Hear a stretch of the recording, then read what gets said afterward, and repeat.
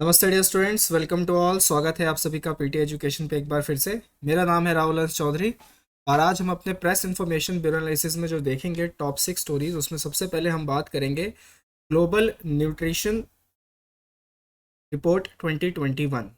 Right, तो वैश्विक जो न्यूट्रिशन रिपोर्ट आई है उस पर हम बात करेंगे। दूसरा हम जानेंगे पीएम गरीब कल्याण अन्न योजना। इसको हमने अगस्त के महीने में भी देखा था पीआईबी के सेशन में। इसको एक्सटेंशन मिल रहा है, अभी फिर से इसे एक्सटेंशन मिला है इस योजना को। जानेंगे इस योजना को क्यों इतना एक्सटेंशन दिया जा रहा है, साथ ही साथ इसमें क्या कुछ कमियां हैं। थर्ड, एक्रोस स्कीम बहुत ही इंपॉर्टेंट है खासकर प्रीलिम्स के हिसाब से। फोर्थ, नेशनल फैमिली हेल्थ सर्वे, इसका राउंड 5 अभी हुआ है, बहुत अच्छी खबरें भी हैं। राइट, इसमें मैं आपको बताऊंगा कि किस तरीके से जो टोटल फर्टिलिटी रेट है वो भारत का नीचे गिर चुका है।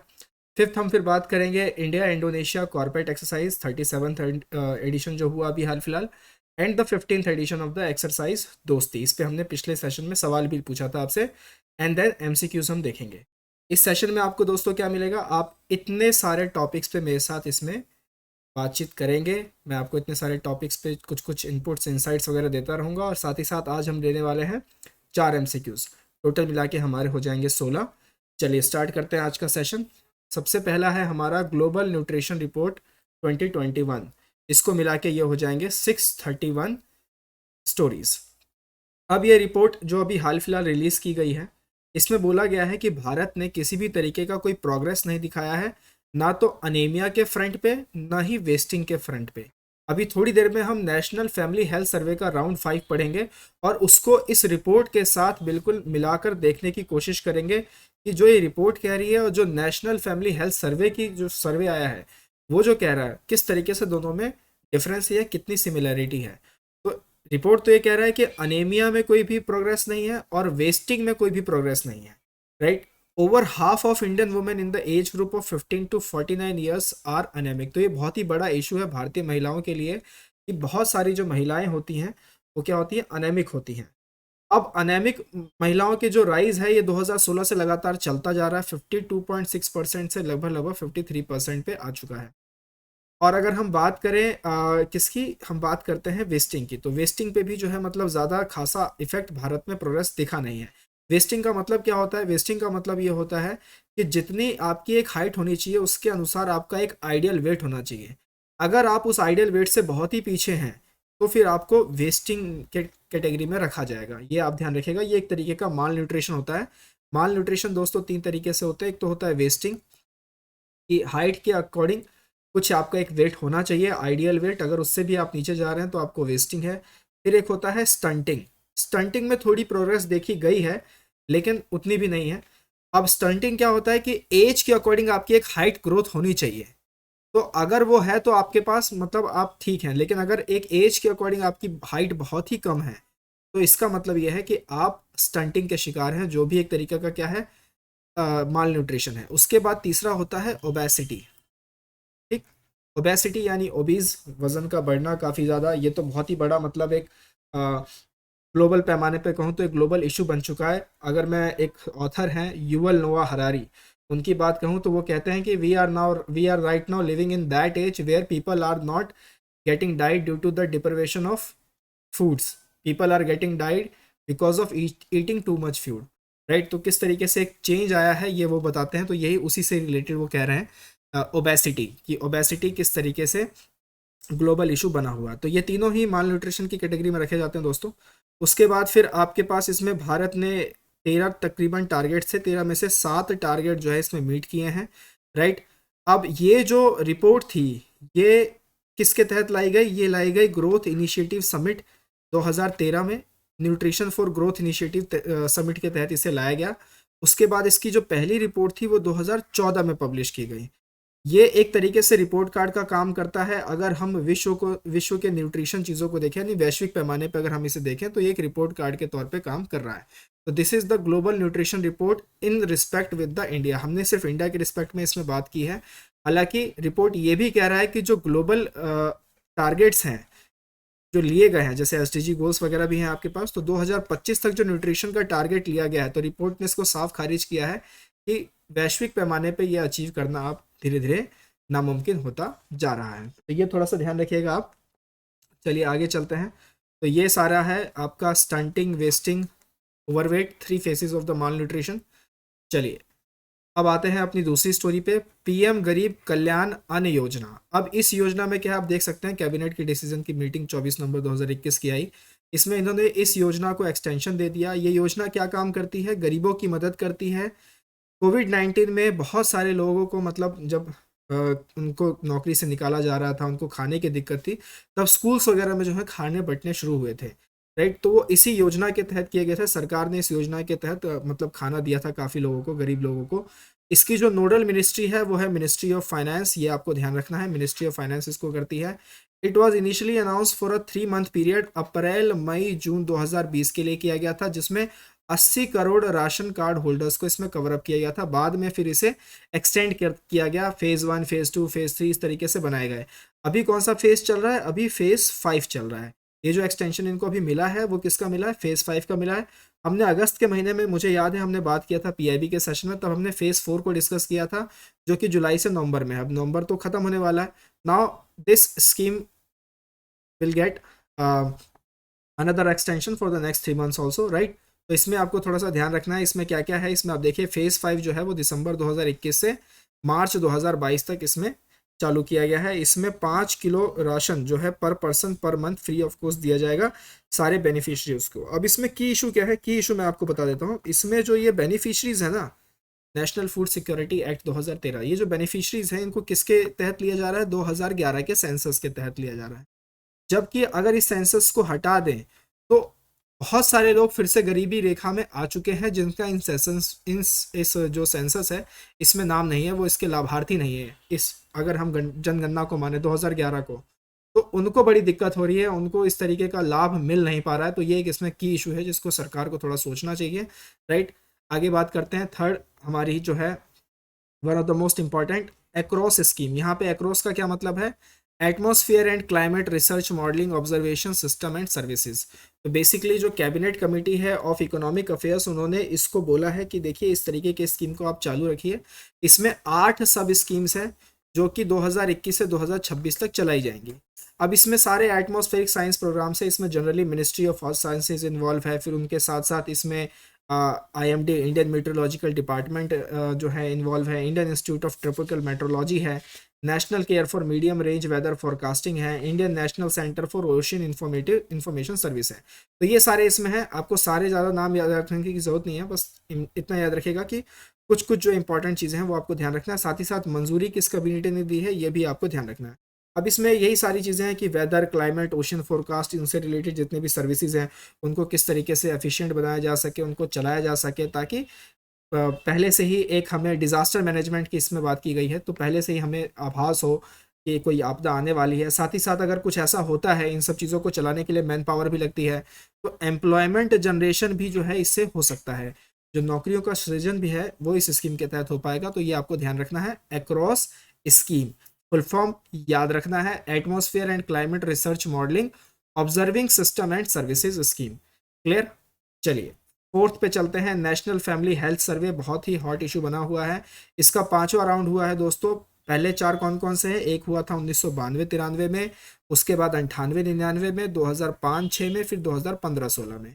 तो 15-16 के बाद 5वां राउंड आया है। रिपोर्ट क्या कहता है, रिपोर्ट ये कहता है कि महिलाएं ज़्यादा हो चुकी हैं पुरुषों के मुकाबले में।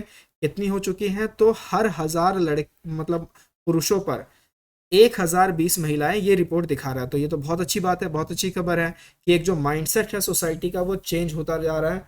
जो कहते हैं भ्रूण हत्या वगैरह ये सब चीज़ें अब कम होती जा रही हैं। और ऊपर से अनवांटेड गर्ल्स का जो कंसेप्ट लेके आए थे बहुत पहले, 2017 आई थिंक, 2017 या 2018 में से कोई एक होगा, उसमें एक अनवांटेड गर्ल्स का कंसेप्ट निकाला गया था बाय इकोनॉमिक जो एडवाइज़र होते हैं, तो उन्होंने निकाला था वो कॉन्सेप्ट। तो कहीं ना कहीं ये सब दिखा रहा है कि सोसाइटी में किस तरीके का इमेंस चेंज आया है।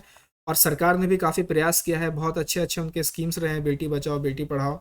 इसके अलावा अगर हम इस पे बात छोड़ दें तो फिर टोटल फर्टिलिटी रेट भी जो है वो कम आ चुका है। 2.1 से अब हम कहाँ पे आ चुके हैं, 2 पे आ चुके हैं। तो कोई हमारा जनसंख्या अब बढ़ नहीं रही है, काफ़ी लिमिटेड हो चुका है, बल्कि ये घटती जा रही है। तो आप देखेंगे कि काफ़ी लोग आपको कहते हैं कि जनसंख्या बढ़ नहीं रही, तो इतने लोग हैं कहाँ से।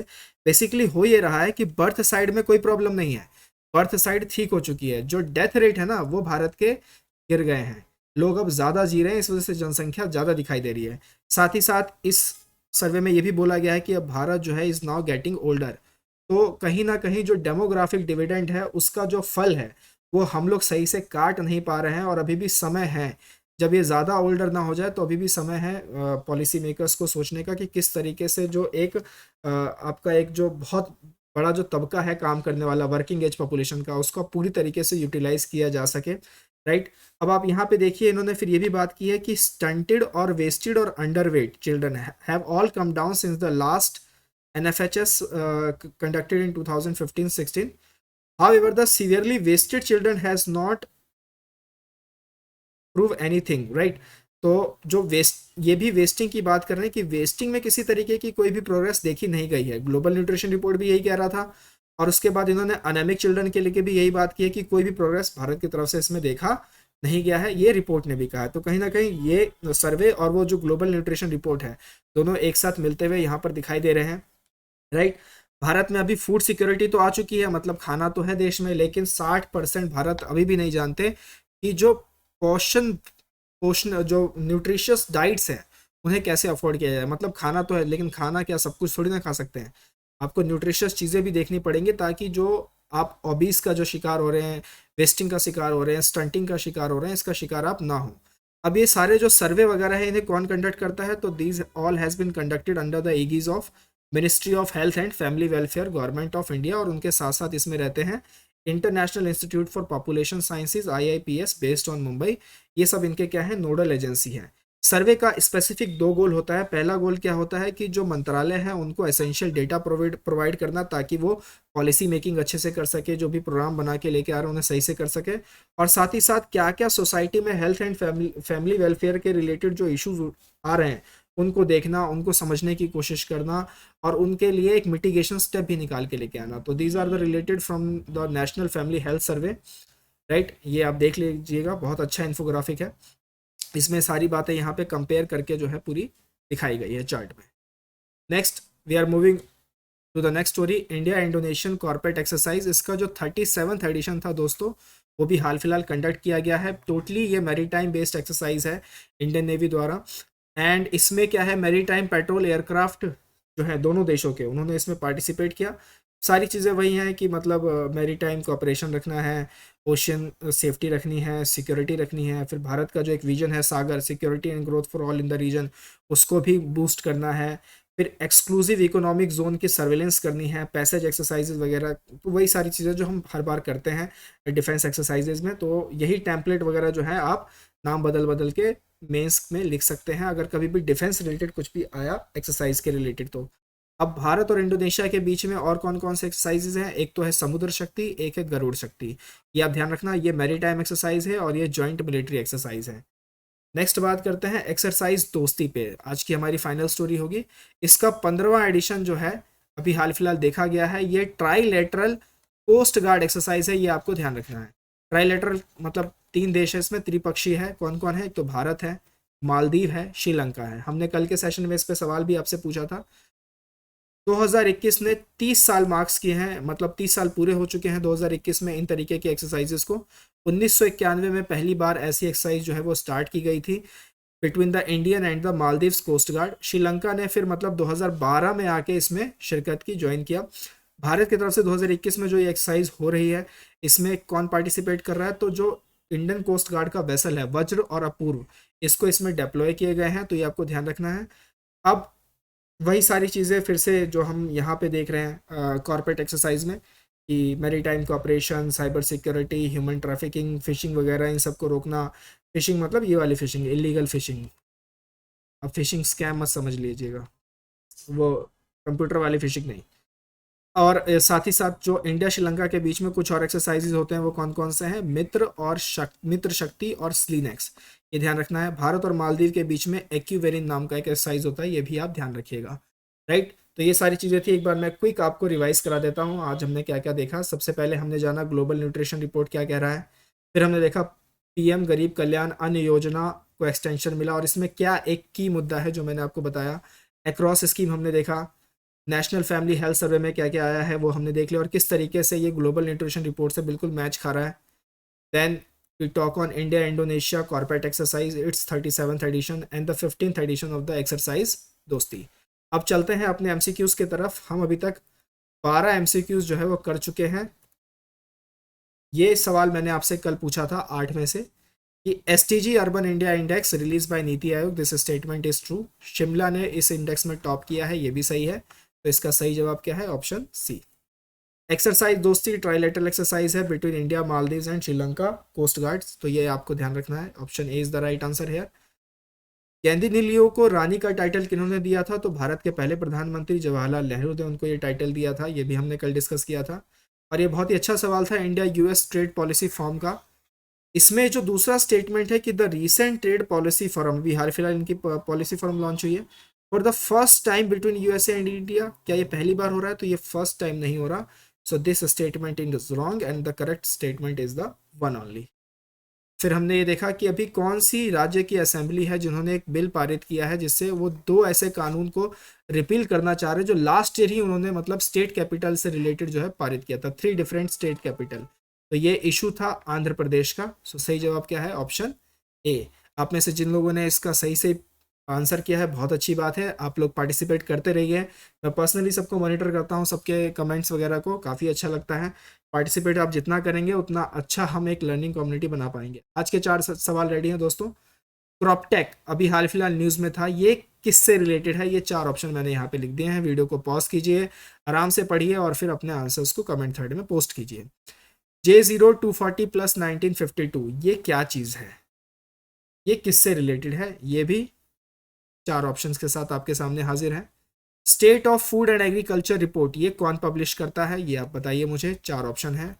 And then Mysore declaration, Mysore declaration है क्या? ये आखिर ये बला है क्या? ये आप मुझे बताइए। क्या क्लाइमेट चेंज है, एंटी करप्शन है, जुडिशियल जजमेंट है, या फिर कोई सर्विस की डिलीवरी है? Right, Mysore declaration. पीटी के सब्सक्रिप्शन कोर्सेज ऑन है दोस्तों। एनरिच कंटेंट है, level 1 CA booster premium and level 2 power of 10। आइए इसमें एनरोल कीजिए और पूरा इसका लाभ उठाइए। साथ ही साथ यूपीएससी के ऑनलाइन कोर्सेज भी हैं, डिस्क्रिप्शन बॉक्स में पूरा लिंक वगैरह दिया गया है, चेकआउट कीजिए। सिविल तपस्या के पोर्टल को देखिए, लगातार इसमें स्टडी करते रहिए, बहुत सारे अच्छे आर्टिकल्स इसमें आते रहते हैं, आपको पूरा लाभ मिलेगा। हम मिलेंगे अगले सेशन में। टिल देन टेक केयर, नमस्ते, जय हिंद।